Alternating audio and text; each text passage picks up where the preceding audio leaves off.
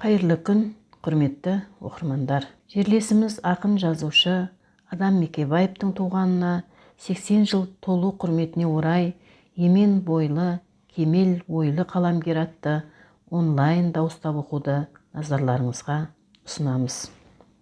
Адам Мекебаев 1940 жылы 19 сәуірде Қызылорда облысы Қармақшы ауданы Ақжар кеңшарында дүниеге келген.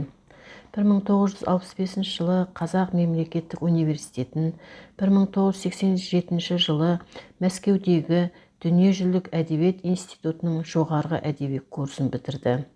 1965 жылы Республикалық лениншіл жас газетінде, 1966 жылдан Қызылорда облыстық мәдениет басқармасында жұмыс істеп, 1971-74 жылдар аралығында Қызылорда облыстық халық творчествосы үйінің директоры қызметін атқарды.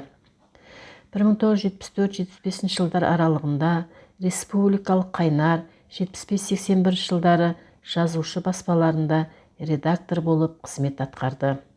1981-82 жылдары Қазақ ССР мәдениет министрлігінде, 83-84 жылдары мемлекеттік сценаристер алқасының кеңесшісі, 87-92 жылдар аралығында Жұлдыз журналында, 1992 жылдан Қазақ әдебиеті газетінде, 2002-2005 жылдарында Ақжелкен журналында қызмет атқарды. 1965 жылы Қазақстан журналистер одағының мүшесі. Ақынның Жадыра, Жезтырнақ, Аңызақ, Құпия қойма, Бойжеткен, Айтылмай қалған аңыз, Періште келіншек, Дауылды жер, Қазына сыры, Кездік, тағы басқа көптеген повестері мен романдары жарық көрді.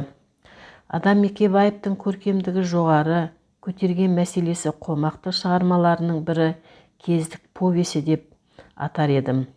Онда жазушы кешегі кеңес дәуіріндегі бала тәрбиесі мен сонау соғыс жылдарындағы оқиғаларды қатар өрбіте отырып, жас ұрпақтың санасын қалыптастырудың күрделі проблемаларын көлденең тартады.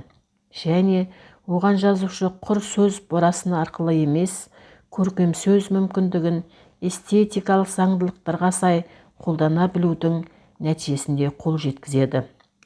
Бір ғана Адам Мекебаев творчествосында ғана емес, жалпы қазақ прозасындағы жазылуы мен алған тақырыбының, көтерген мәселесінің күрделілігі мен оқшауланатын дүниелердің тағы бірі Жезтырнақ повесі. Шытырман оқиғалы бұл туынды бастан аяқ қазақ халқының күні бүгінге дейін есінде сақтап, күнделікті өмірде айтып жүретін мифологиялық аңыз әңгімелер негізінде жазылған.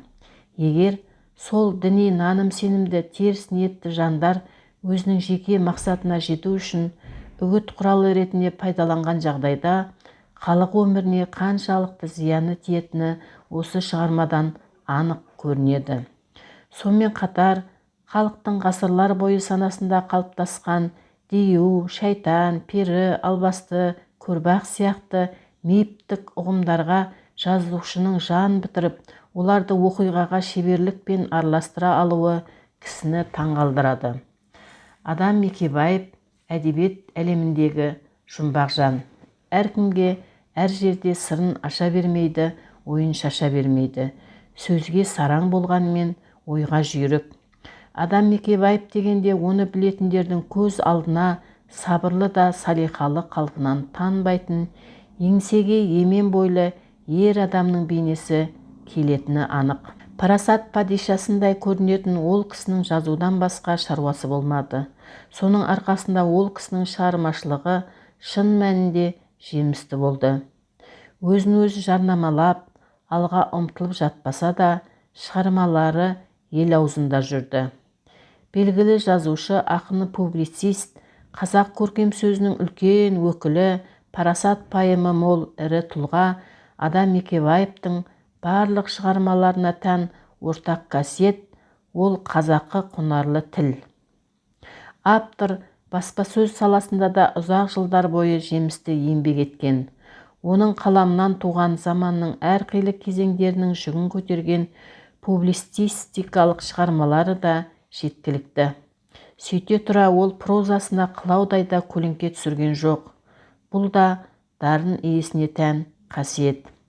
Бірде Қазақстанның еңбек ері, кемеңгер жазушы Әбіш Кекілбаев Адам Мекебаевқа «Әуелде осы Ұзақбай емес пе едің, кейін қалай адам атандың?» дегенде сәл кідіріп, «Адам деген ағам болған, тым ерте дүние салды. Мен оған іштей көне алмадым. Әлі тірі жүрер тұрсын деп, Ұзақбай атымды ұмытып, Адам деген атын алдым» деген болатын. Ақынның қай шығармасын оқысаң да адамдар туралы сарқылмас шындықтарды ұғып алуды аңсаған ашқарақ оқырманның мейірін әбден қандырып жазады. Оның шығармалары не туралы жазылған деп айта алмайсың. Өмір туралы жазылыпты. Бітпейтін де қоймайтын, ескірмейтін де тозбайтын, сарқылмайтын да таусылмайтын тіршілік туралы сыр шертеді. Қазақтың оққан сайын ойландырып, ойланған сайын толғандыратын ең салиқалы жазушы 2014 жылы 8 қыркүйекте дүниеден өтті.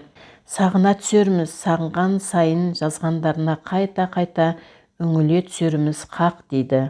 Бұл Мекебаев шығармаларының келешегі, алатын орны, бағасы әлі алда дегені емес пе? Тек қана маңдайдан тер тамшылатып, болашақ көктеміне үлгірмекпін.